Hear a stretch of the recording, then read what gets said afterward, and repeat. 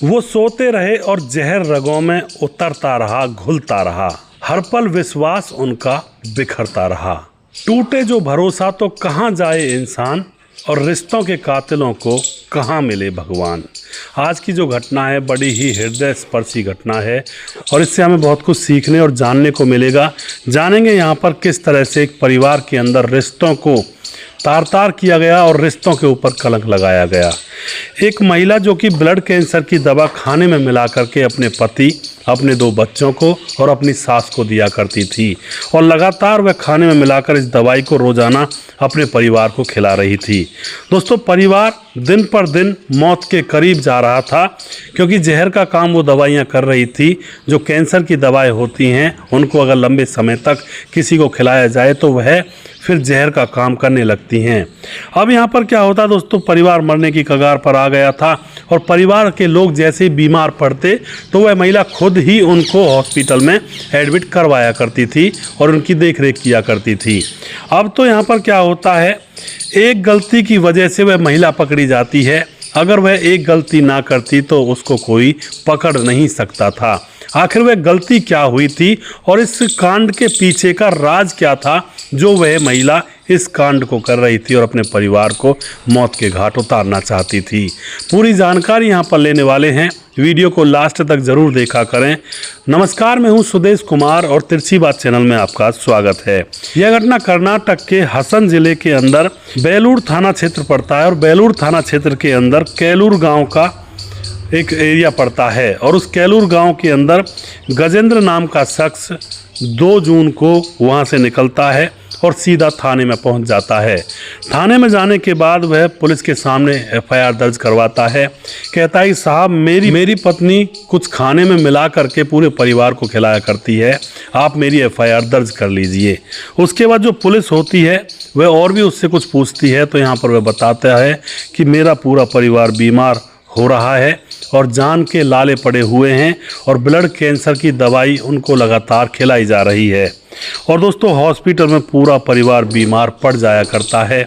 यह बात वह पुलिस के सामने बताता है और बताता है कि मेरी पत्नी चित्रा, उसको कुछ नहीं होता, हम सारे लोग ही बीमार होते हैं, आप उन्हें अरेस्ट कर लीजिए और इस केस का खुलासा करिए। अब तो यहाँ पर पुलिस भी मामले को संज्ञान में लेती है क्योंकि उनकी हालत बहुत ज़्यादा ख़राब हो चुकी थी। पुलिस भी हॉस्पिटल में जाती है और वहाँ पर जानकारी लेती है क्या यह आदमी सही कह रहा है या नहीं कह रहा है।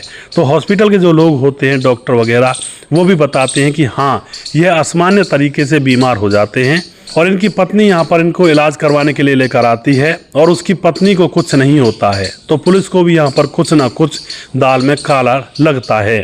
दरअसल दोस्तों, इस लड़के का नाम गजेंद्र होता है और इसकी पत्नी का नाम होता है चित्रा। चित्रा से 11 साल पहले इसने शादी की थी। 2 इनके बच्चे हैं, वो भी बेटे हैं, एक 8 साल का और एक 10 साल का है। और गजेंद्र की माँ है घर के अंदर और घर के अंदर कोई सदस्य नहीं है। अब तो जब पुलिस ने जानकारी ले ली थी तो उसके बाद क्या होता है दोस्तों, पुलिस को पता लग जाता है कि भाई ये सारा परिवार पूरी तरह से बीमार पड़ रहा है और कुछ दिन में इनकी जान भी जा सकती है।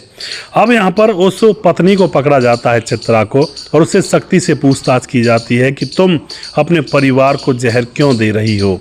अब जो चित्रा होती है वह पूरा खुलासा पुलिस के सामने करती है और चित्रा बताती है कि कहानी ये है साहब कि मैं एक लड़के से प्यार करती हूँ जिसका नाम है सीहू। सीहू 24 साल का है। उससे मेरे मुलाकात हुई थी और मुलाकातों में 2 साल पहले मुझे उससे प्यार हो गया था। हम दोनों एक दूसरे के साथ संबंध बनाते और अपना जीवन मज़े से काट रहे थे। हम दोनों की प्लानिंग ये थी कि हम दोनों शादी करेंगे और शादी करने के चक्कर में अब यहाँ पर जो लड़की होती है वह एक प्लानिंग बनाती है अपने प्रेमी के साथ। प्रेमी से कहती है कि देखो सीहू, मुझे अपने पति के साथ जो सुख नहीं मिला वो सुख तुमने दिया है और अब मैं जीवन भर तुम्हारे साथ रहूँगी और अपने बच्चों को और अपनी सास को और अपने पति को रास्ते से हटा दूँगी और जो प्रॉपर्टी होगी वो मेरे नाम तो आएगी, उस प्रॉपर्टी को लेकर के मैं तुम्हारे साथ शादी कर लूँगी। अब तो यहाँ पर सीहू भी थोड़ा सा चाल में आ जाता है। उसको भी लगता है कि हाँ, बात तो सही है, प्रॉपर्टी भी आ जाएगी। तो यह दोनों प्लानिंग बना लेते हैं। अब प्लानिंग बनाने के बाद यह दोनों काम को निपटाना चाहते हैं। अब इनको यहाँ पर पता लग जाता है कि भाई अगर जो ये लड़की होती है जिसका नाम होता है चित्रा, यह इंटरनेट पर देखती है कि अगर किसी को लगातार कैंसर, ब्लड कैंसर की दवाएं दी जाएं तो वह बीमार पड़ता चला जाएगा और एक दिन वह मर जाएगा। तो अब वहीं से यह सीख करके अपने प्रेमी को बताती है और प्रेमी इसको ब्लड कैंसर की दवाएं लाकर दे देता है। और उसके बाद दोस्तों यहाँ पर यह लगातार अपने घर वालों को दवाएं देती, खाने में मिला करके अपने 8 और 10 साल के बेटे, अपने पति और अपनी सास को। वह बीमार हो जाते तो उनको खुद ही हॉस्पिटल में एडमिट करवाती, जिससे कि किसी को इसके ऊपर शक ना हो। और उसके बाद दोस्तों इसी तरह से मामला चल रहा था। बस ये पूरा परिवार मरने वाला था, लेकिन इतने में ही पति को शक हो जाता है और पति इसके बैग में देख लेता है और इसके बैग में कैंसर की दवाएं रखी हुई थी। अब पति को पूरा शक यकीन में बदल जाता है कि कुछ ना कुछ मेरी पत्नी ही करती है, क्योंकि इसको तो कुछ होता नहीं है। और उसके बाद पत्नी के ऊपर पिटाई लगाता है और वह बताती है कि ये ब्लड कैंसर की दवाएँ हैं। और दोस्तों यह जब भेद खुलता है तो लड़का घबरा जाता है कि बताओ ये कितनी एक तरह से हमें मारने के लिए डोल रही है। और उसके बाद जो लड़का होता है वह पुलिस थाने में जाता है और जाकर के पुलिस के सामने सारी सच्चाई बताता है। तो यहाँ पर पुलिस कार्रवाई करती है और इस पत्नी और इसके प्रेमी के ऊपर कार्रवाई की जाती है।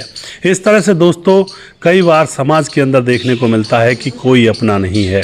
जिनको हम अपना कहते हैं कई बार वो बेगाने हो जाते हैं और पता भी नहीं चलता है समय के हिसाब से। अब यहाँ पर जो हवस और वासना का जो शिकार हो जाता है कोई भी व्यक्ति, वो बस ऐसे ही चक्करों में हो जाता है। उसको बस अपना शरीर का सुख चाहिए होता है, उसको दुनियादारी से कुछ लेना देना नहीं होता है।